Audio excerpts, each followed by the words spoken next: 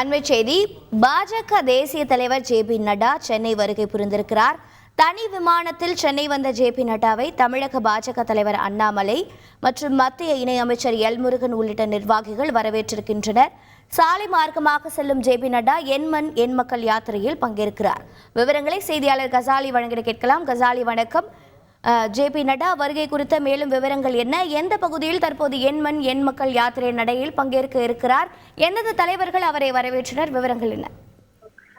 தமிழக பாஜக தலைவர் அண்ணாமலை என் மண் என் மக்கள் என்ற யாத்திரையை தொடங்கினார். இப்போது 200வது தொகுதியாக சென்னை துறைமுகம் தொகுதியில் அந்த யாத்திரையை தொடங்கியிருக்கிறது. இந்த யாத்திரையில் தொடங்கி இந்த யாத்திரையில் நடந்து சென்று பொதுக்கூட்டம் நடக்கிறது.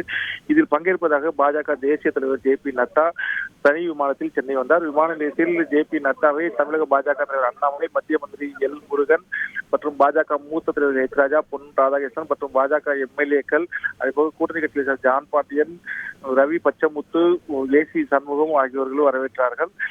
தற்போது அவர் ஓய்வறையில் விமான நிலையத்தில் உள்ள முக்கிய பிரமுகர் தங்கள் ஓய்வறையில் தங்கியிருக்கிறார். அங்கு கூட்டணி கட்சி மற்றும் நிர்வாகிகளுடன் ஆலோசனை நடத்தினார். இதை முடித்தவுடன் சென்னை மீனம்பாக்கம் விமான நிலையத்திலிருந்து அவர் துறைமுகத்திற்கு அந்த என் மண் என் மக்கள் யாத்திரைக்கு செல்வார். அங்கிருந்து சென்று பின்னர் அவர் சென்னை கிண்டியில் உள்ள ஹோட்டலில் தங்கியிருந்து இரவு 9:30 மணிக்கு சென்னையிலிருந்து மீண்டும் டெல்லிக்கு தனி விமானத்தில் புறப்பட்டு செல்ல இருக்கிறார். தகவல்களை வழங்கியதற்கு நன்றி கசாலி.